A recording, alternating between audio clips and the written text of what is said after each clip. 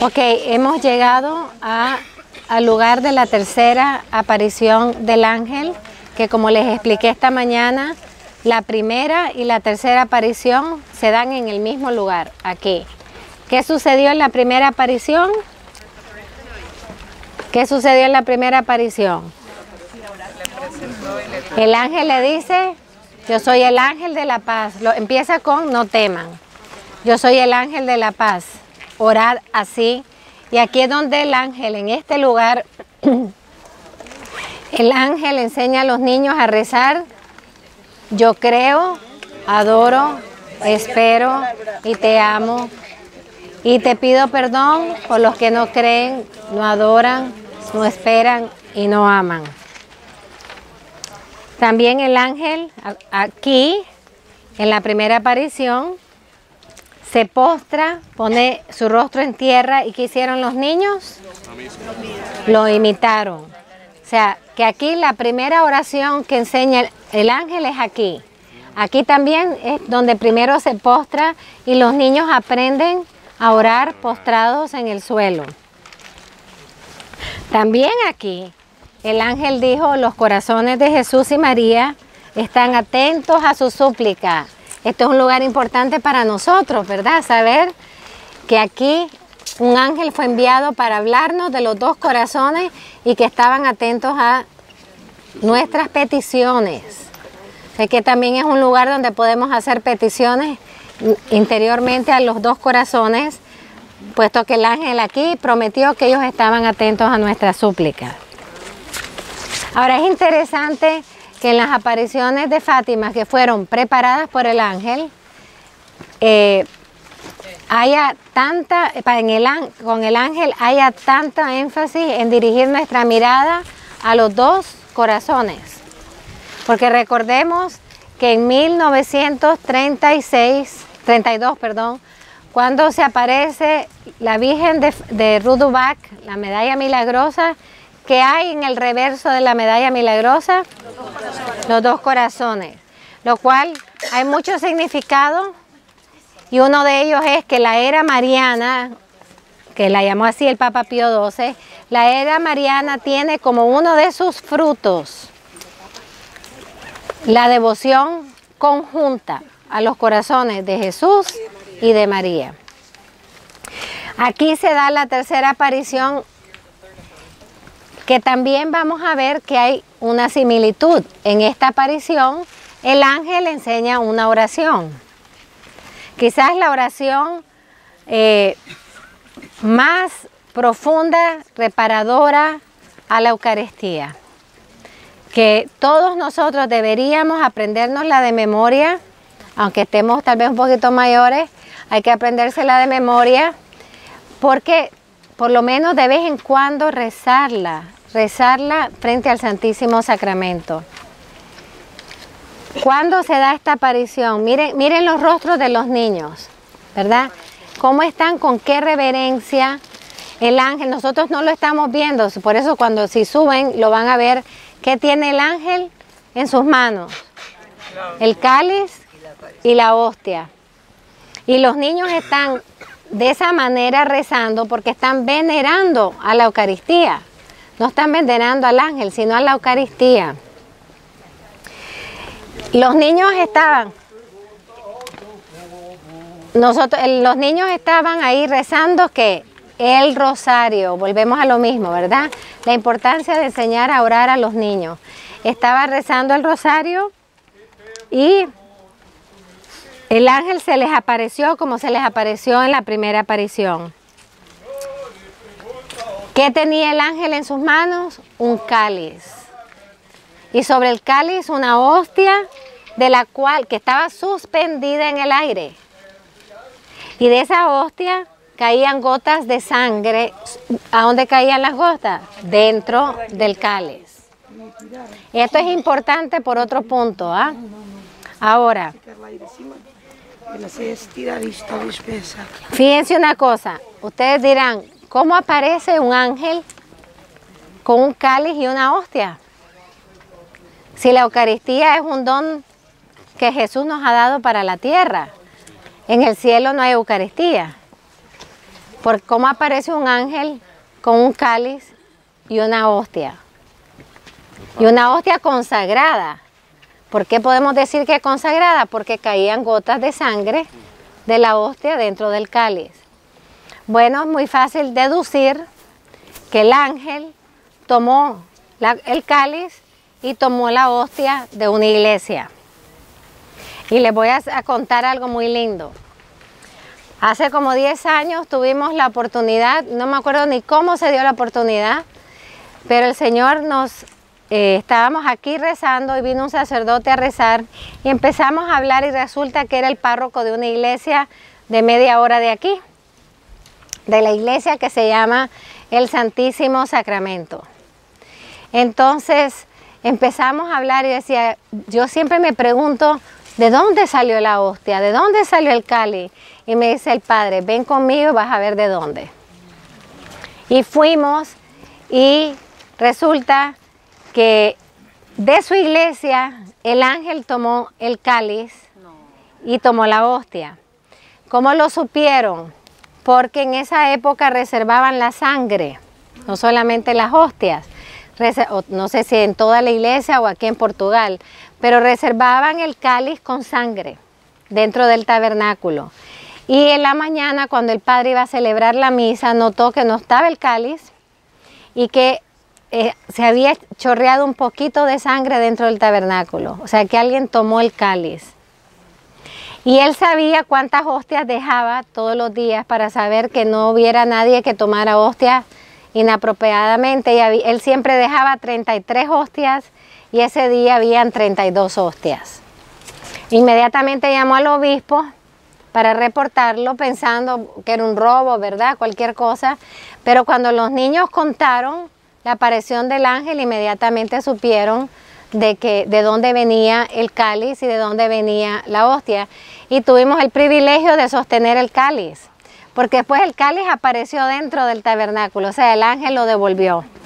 Y tuvimos el privilegio de sostenerlo y tomarnos fotos con el cáliz. Por eso les testifico que fue tomado de la iglesia del Santísimo Sacramento. Ahora otra cosa es que la hostia estaba derramando gotas de sangre sobre el cáliz y esto nos recuerda a la última visión de Sor Lucía, la famosa visión de la Santísima Trinidad, que está aquí en una página en la que tuve en Tui, que es, van a ver, espérense, si alguna hermana me la busca, por favor. Acuérdense que encima del altar aparece el Padre, el Hijo crucificado con el Espíritu Santo sobre la cruz y de las llagas del Señor brotaba sangre, pero de su costado, de la llaga de su costado, estaba suspendida en el aire un cáliz con una hostia. Página 82. 81 en inglés. En la página 82 y 83 en inglés. 81. 81 en inglés y 82 en español. Lo pueden ver. Así es que en la última aparición sale suspendido el cáliz y la hostia igual que está suspendido aquí. Ahora, hermanos, si nos ponemos a pensar, aquí se dieron 2 milagros eucarísticos.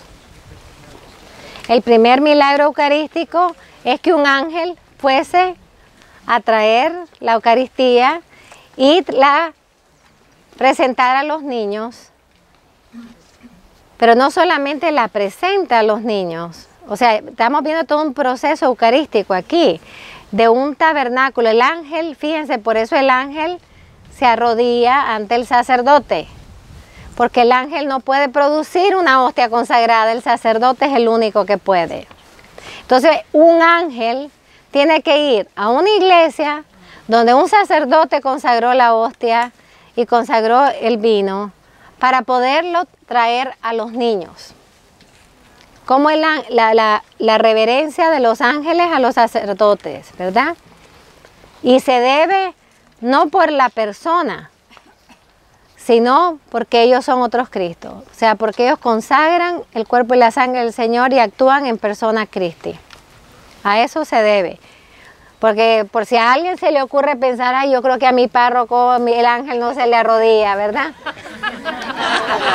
Puede pasar, puede pasar. Por si acaso yo mato todos los pájaros al mismo momento. Por si acaso el ángel se postra ante Cristo que vive en el sacerdote. Aunque el sacerdote todavía no haya sido totalmente transformado y sea otro Cristo en toda su persona. En lo que hace, lo que dice o cómo actúa. Pero el ángel ve la consagración. El ángel ve a Cristo en ese... Y los tenemos de 3 formas, miren. Chelito. Gringuito. Gringuito. Puertorriqueño.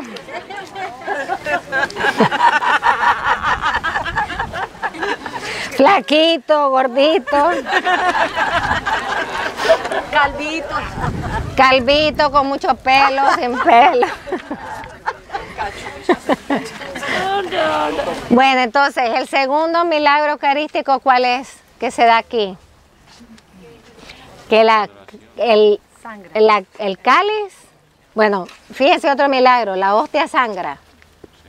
¿Verdad? Estuvimos en Santarém y ¿qué fue el milagro que vimos? Una hostia que sangró. Aquí la hostia sangró y la sangre fue recogida en un cáliz. Esa es otra enseñanza muy profunda para nosotros. Que nunca, no estamos hablando de la sangre física, pero espiritualmente que la sangre del Señor y su cuerpo que recibimos en la Eucaristía jamás sea desperdiciado, que jamás caiga en el piso, que nosotros seamos cálices, seamos custodia. ¿Qué quiere decir eso? Que cause efecto en mí, porque si yo recibo la Eucaristía y yo no soy transformada, ni me parezco en nada a Jesús eucarístico, la presencia eucarística de Jesús no ha podido hacer todo su efecto. La Eucaristía tiene el poder de entrar en nuestro corazón y cambiarnos en un segundo, si le dejamos. Pero si no le dejamos, aunque recibamos toda la vida la Eucaristía, no seremos transformados. El otro milagro eucarístico es, por lo menos yo lo considero un milagro eucarístico, ¿ah? Que quedó suspendido el cáliz y la hostia. A ver, suspéndanse ustedes. Quedaron suspendidos. ¿Y para qué quedaron suspendidos? Porque el ángel aparece con ellos en las manos, pero hay un momento en que el ángel los suelta y los deja suspendidos. ¿Para qué? Para adoración. Para adoración. Y el primero que adora es el ángel. Se postra en el suelo. Y al postrarse en el suelo, ¿qué hacen los niños? Hacen lo mismo. Volvemos a ver, ¿verdad? Un énfasis muy grande en adorar al Señor, en postrarnos ante la presencia eucarística de nuestro Señor. Y entonces el ángel enseña la famosa oración de reparación eucarística y le pide a los niños rezarla 3 veces con él. Si estamos todos en la misma página, recémosla juntas. 50 en español, en English too. Santísima Trinidad, Padre, Hijo y Espíritu Santo, te adoro profundamente y te ofrezco el preciosísimo cuerpo, sangre, alma y divinidad de nuestro Señor Jesucristo, presente en todos los sagrarios del mundo, en reparación por los ultrajes, sacrilegios e indiferencia con que Él mismo es ofendido, y por los méritos infinitos de su Sagrado Corazón y del Corazón Inmaculado de María, te pido la conversión de los pecadores. Amén. Vamos a ver algo importante de esta oración. ¿A quién está dirigida? A la Santísima Trinidad. ¿Cómo termina todas las apariciones de Sor Lucía? Con la Santísima Trinidad. ¿Qué está en la visión de la Santísima Trinidad? El sacrificio sangriento de nuestro Señor. Y de su corazón traspasado brota la Eucaristía, que está suspendida también. De las llagas salen como agua cristalina, dice Lucía, las palabras gracia y misericordia. Ahora, ¿qué es lo que ofrecemos en esta oración? Primero, se adora profundamente a la Santísima Trinidad. Y luego se le ofrece ¿qué? El cuerpo, el alma y la divinidad. ¿A qué les parece esa oración? A la divina misericordia. A la coronilla de la Divina Misericordia. O sea que hay una conexión entre lo que pasó aquí y lo que unos años más tarde Jesús le iba a revelar a Santa Faustina. No podemos separar a Fátima de la Divina Misericordia. No podemos separar lo que el plan, ese rollo que empezó a desenrollarse aquí, ese plan de paz y misericordia y de gracia para la humanidad que empezó aquí y que continuó con San Maximiliano Kolbe, bueno, con los niños primero, ¿verdad? Después con San Maximiliano Kolbe, con Santa Faustina, con el grande Juan Pablo II, y así sigue en la historia hasta que lo veamos en su plena realización. Pero en realidad la coronilla de la misericordia está incluida en esta oración.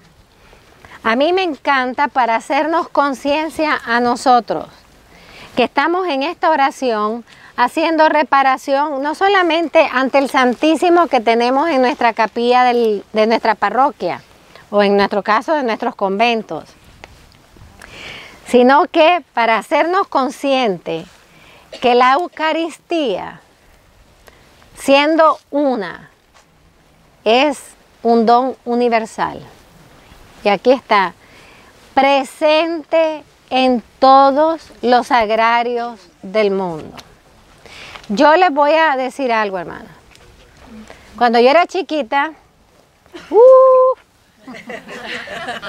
a mí mis papás me enseñaron algo que hoy es obligatorio en nuestra comunidad.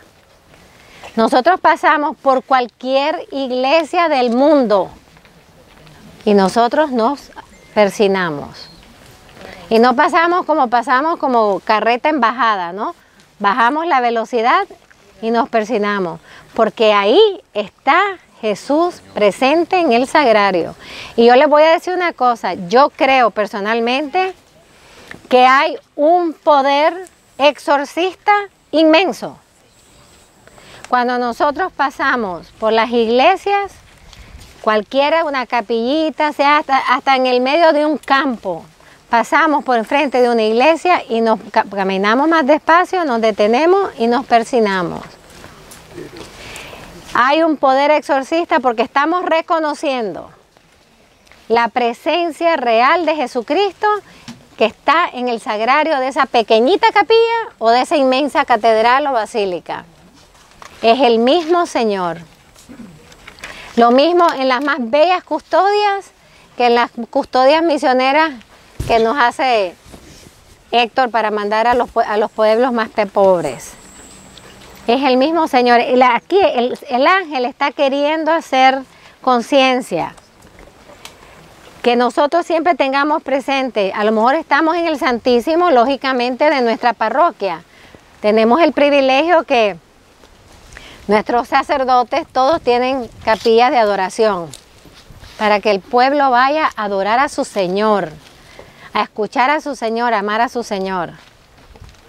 Pero siempre tenemos que tener conciencia que Jesús está en todos los sagrarios del mundo. Que Jesús está en esas iglesias que donde han caído las bombas y destruyeron en Mosul. Que Jesús está en esas iglesias que han entrado a robar y han cogido los copones y tirado la hostia. Tenemos que estar conscientes no solamente de lo lindo que está mi Señor en la capilla de la casa madre o la capilla de cada convento, sino que mi Señor está siendo ultrajado en muchos lugares. Y que hay muchos lugares también que no pueden recibir al Señor. O muchos lugares que no pueden tener ni siquiera un copón para poder poner una hostia. Se los digo de experiencia personal, porque parte de nuestra misión es mandar a los lugares más pobres. Custodias, copones, patenas. Bueno, ahora en Venezuela tenemos la misión de mandar hostias y vino, porque había diócesis que no podían celebrar la Santa Misa. O sea, el ser adoradores y reparadores nos tiene que abrir el horizonte del corazón, a pensar que Jesús está en todos los sagrarios y en muchos sagrarios está solo. En muchos sagrarios está abandonado. Entonces decirle, Señor, yo no puedo bilocar, Señor, pero que mi corazón biloque. Yo te adoro aquí en la capilla de San Raymond, pero que mi corazón te adore en todas las capillas donde nadie te está adorando. Ahora yo les voy a decir una cosa, hermanos. Yo siempre digo que el mal más grande que tenemos los seres humanos, que no lo entiendo, pero el mal más grande que tenemos es acostumbrarnos a los dones. ¿A los qué? A los dones. Acostumbrarnos a lo que tenemos. Y por eso es que dejamos de valorar las cosas. Porque las tomamos a la ligera. We take them for granted. Hermanos, la Eucaristía es un misterio de amor tan grande que yo estoy hablándoles aquí y yo estoy sabiendo que no se los puedo explicar, que mis palabras son cortas. Si nosotros entendiéramos quién está en el sagrario, las multitudes que caminaban desde Ciro y Tidón para oír a Jesús, que caminaban semanas sin comidas, a las que el Señor por compasión hizo multiplicación de panes, quedarían cortas en nuestras parroquias. Una vez yo pertenezco a un grupo ecuménico, no me pregunten cómo, porque yo soy como que la menos ecuménica para estar ahí, siendo tan mariana, eucarística y tan fiel al magisterio, pero bueno, ellos me querían así, así me tienen. Y estábamos hablando de la Eucaristía, porque los hice pasar a la capilla en mi casa, quien entra saluda al dueño de la casa, yo no soy la dueña de la casa. Le dije, ¿quieren pasar por favor a la capilla? El que entra, está el Santísimo expuesto. Entonces salimos y dice, ustedes siempre ponen, ¿cómo es que se llama? La Eucaristía, Jesús presente, su cuerpo, le di todo un speech en un segundo. Y me dice, ¿verdad que los católicos creen que ahí está Jesús? Y le dije, claro que creemos que está ahí. Y no solamente ahí, mire, está en la capilla que está a media cuadra, a la otra capilla que está en media cuadra, y está en todas las iglesias católicas del mundo, no importa cómo sea. Y me dice, ¿y por qué no están llenas las iglesias? Entonces yo soy muy honesta y le dije, porque nosotros los católicos nos hemos acostumbrado al don más grande que el Padre nos ha dado.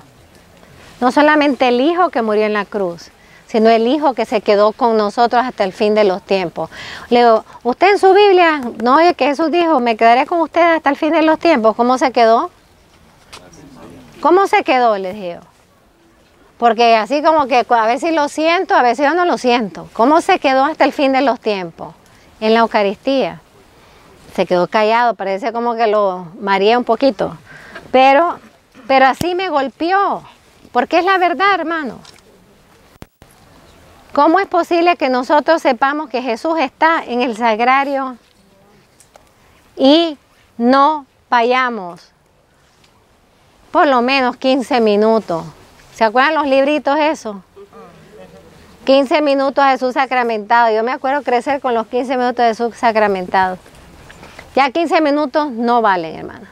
Porque cuando yo los veo con el teléfono celular, los veo el día entero.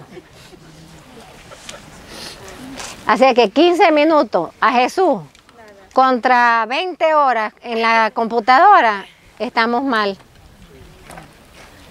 Hay que poner nuestras prioridades claras, a darle por lo menos una hora santa a Jesús. No solamente se la merece, nosotros lo necesitamos. Hay que cuidar los agrarios, hermano. Alguien me decía, es que mi párroco siempre pide dinero. Y le digo, bueno, ¿se cambió de carro?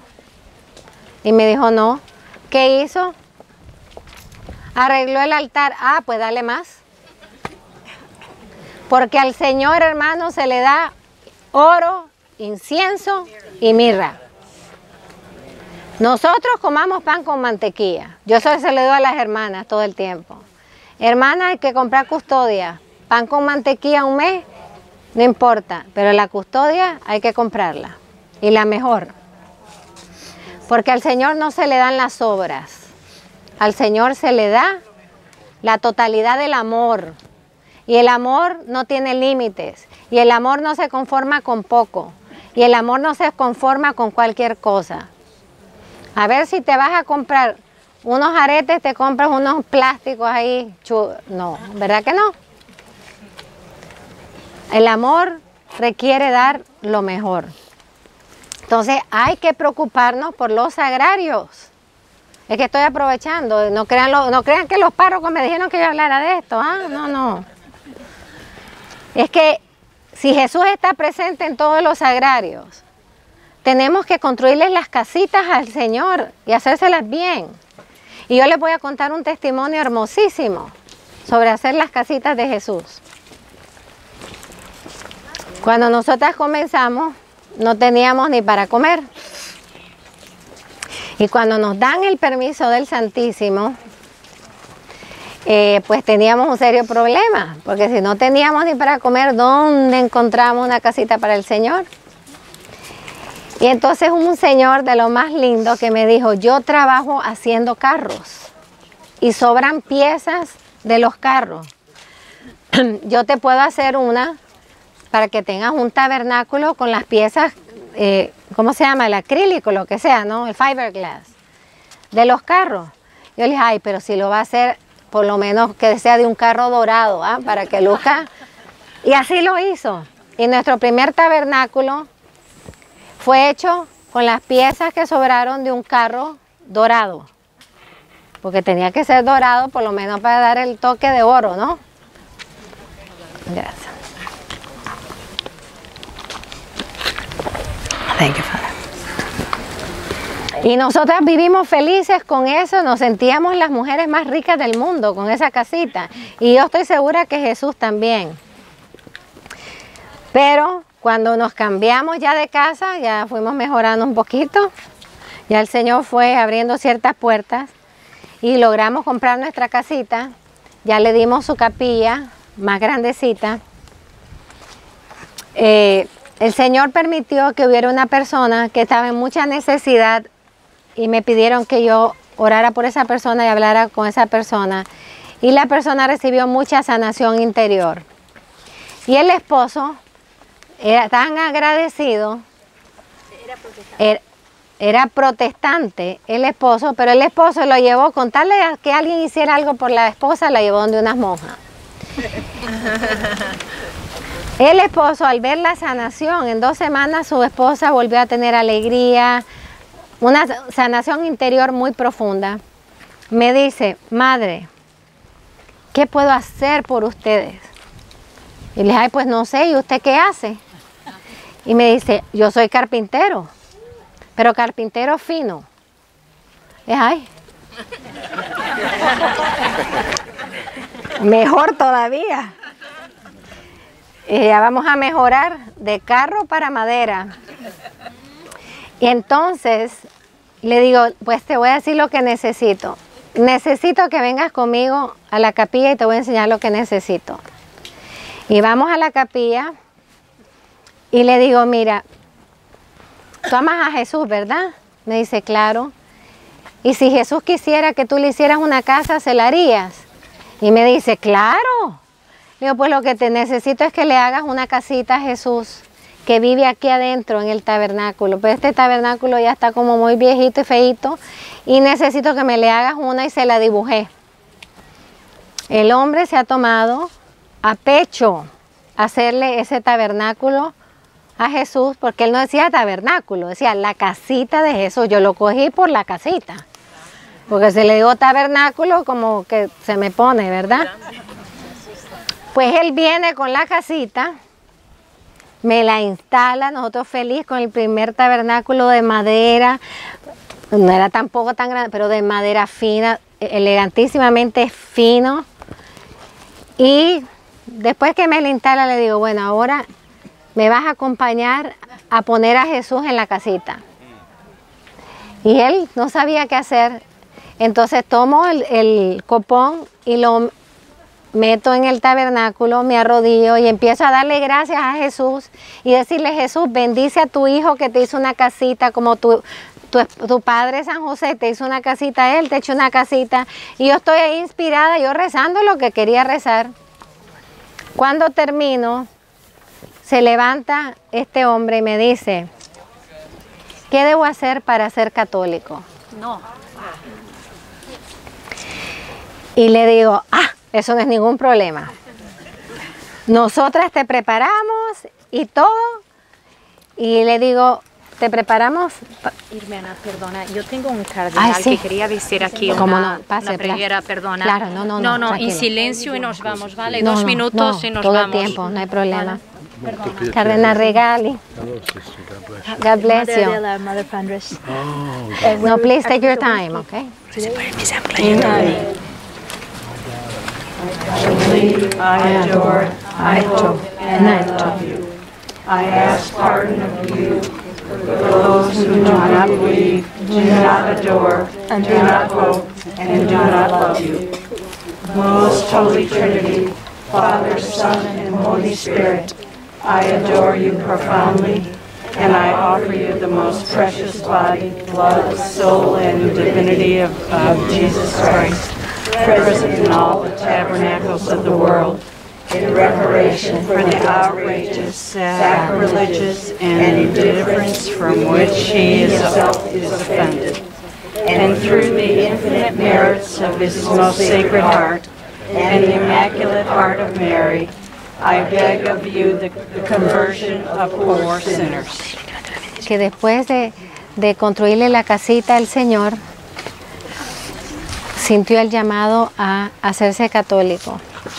Dice que mientras él construía el sagrario, empezó a sentir que Jesús le decía, si tan solo entendieras que yo voy a vivir ahí.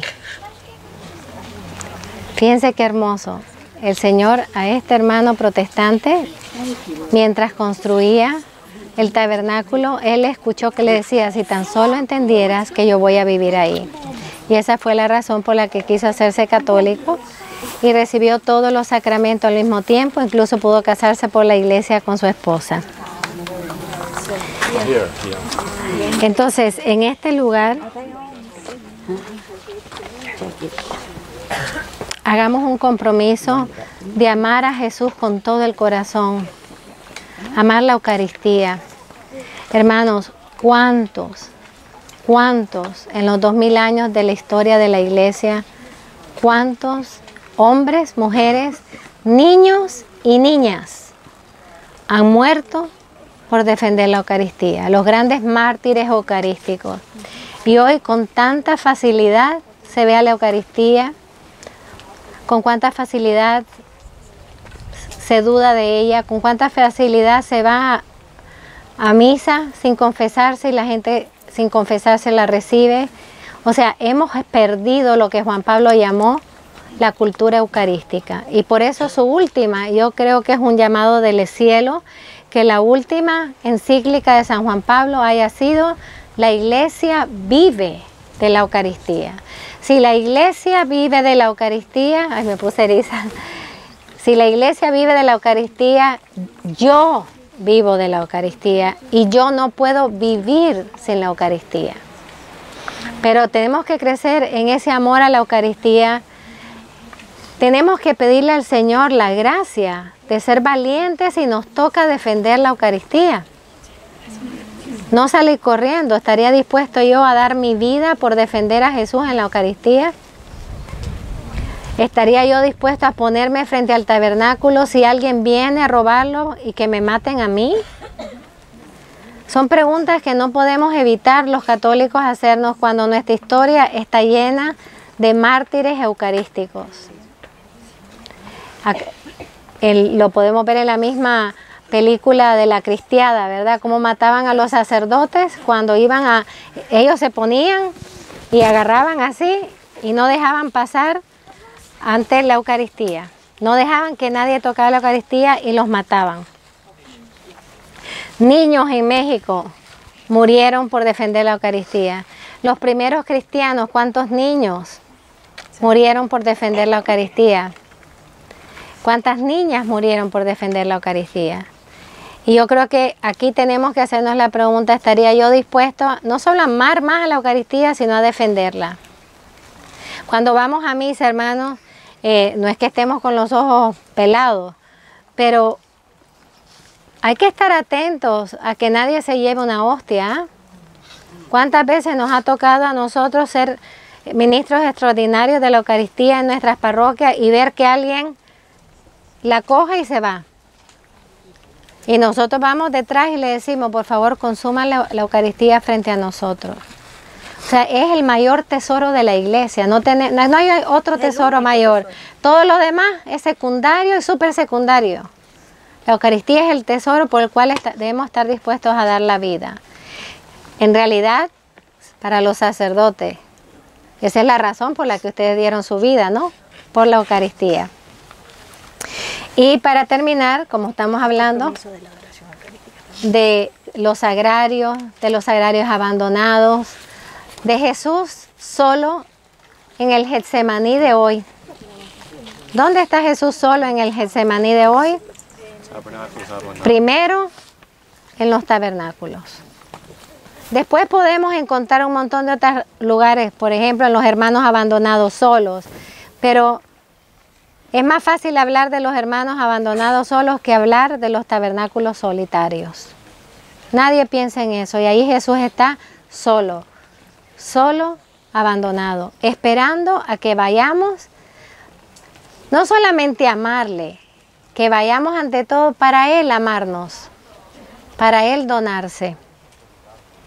Y voy a terminar con una historia que quizás todos ustedes saben, pero al ver al cardenal se me unieron varias cosas. Todos saben de Fulton Sheen, ¿verdad? Que está a punto de ser beatificado, aunque estamos en esa. El famoso Fulton Sheen, que todos conocen, que hablaba en la radio con su capa, en la televisión, perdón, con tanta sabiduría. ¿De dónde le provenía la sabiduría a Fulton Sheen? Pues aparte de sus estudios, de su hora santa diaria. Un obispo que hacía hora santa diaria. Arzobispo de Nueva York. Muy ocupado. Una hora santa diaria. ¿Por qué hacía una hora santa diaria y quién le enseñó a hacer una hora santa diaria? Les voy a contar la historia porque para mí es una de las historias más bellas que puede haber de amor a la Eucaristía. El joven, sacerdote joven, estuvo en China por un tiempo ayudando a la iglesia clandestina y oyó de una historia que le transformó la vida y era de, ustedes saben que la iglesia en China y mucho menos hace muchos años, la iglesia en China es clandestina. Y entonces había una iglesia donde los cristianos se reunían a celebrar la Santa Misa de forma clandestina y resulta que los comunistas descubrieron esta iglesia, entraron, desacraron el tabernáculo, tiraron las hostias y se fueron. Pero lo que no sabían es que escondida en un confesionario había una niñita de 7 años, que cuando vio se escondió de miedo en el confesionario. La niñita vio lo que sucedió y esa niña, que ya acababa de recibir su primera comunión, esa niña fue y contó las hostias y habían 33 hostias.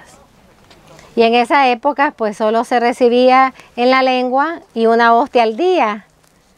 Nadie podía recibir 2 hostias al día. Entonces ella por 33 días iba todas las noches escondida con la lengua a recoger una hostia, a consumirla. El 33º día se resbaló, hizo un ruido y los guardias que estaban afuera la escucharon, entraron y en el momento que ella cogió con su lengua la 33 hostias, le dispararon y la niña murió. Pero la Eucaristía no fue desacrada.